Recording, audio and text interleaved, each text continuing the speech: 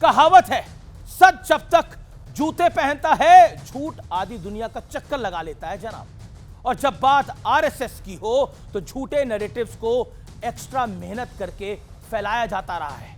इसलिए संघ के 100 साल पूरे होने पर यह जरूरी था कि कुछ बड़े मुद्दों पर बात साफ साफ हो, ताकि झूठ फैलाने वालों की दुकान पर ताला लग जाए। गुरुवार को संघ प्रमुख मोहन भागवत ने करीब 2.5 घंटे लोगों के प्रश्नों को विस्तार से उसके उत्तर दिए और सारे भ्रम, झूठ, प्रोपेगेंडा, एजेंडा यानी शंका किसी भी प्रकार की हो, सबका अंत कर दिया। उदाहरण के तौर पर लंबे वक्त से इस बात पे चर्चा हो रही थी कि क्या 75 वर्ष की आयु के बाद कामकाज से रिटायरमेंट ले लेना चाहिए।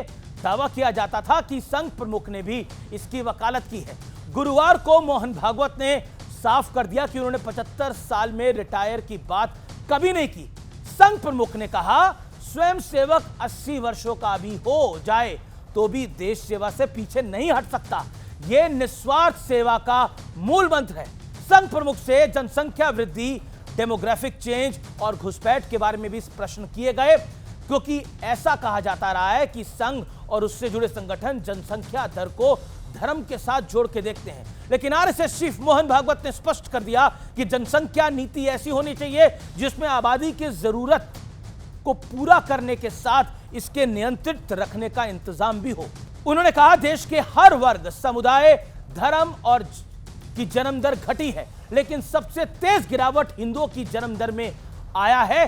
जिस परिवार में 3 से कम बच्चे होंगे उनका अस्तित्व खत्म हो जाएगा। संघ प्रमुख ने साफ साफ कहा कि डेमोग्राफी में बदलाव के लिए घुसपैठ और धर्मांतरण सबसे बड़ा जिम्मेदार है। उनका सुझाव है कि घुसपैठियों की बजाय नौकरियां अपने लोगों को मिलनी चाहिए, फिर भले ही वो किसी भी जाति और धर्म के हो। इसी के साथ संघ प्रमुख ने उस प्रोपेगेंडा को भी समाप्त कर दिया जिसके तहत संघ को मुस्लिम विरोधी बताया जाता है। यह बड़ा महत्वपूर्ण है। उन्होंने कहा, इस्लाम वर्षों से भारत में है और हमेशा रहेगा। हिंदू मुस्लिम एक हैं, सिर्फ पूजा पद्धति बदली है, लेकिन साजिशन दिलों में डर भरकर कत्लेआम और बंटवारे तक कराया गया है।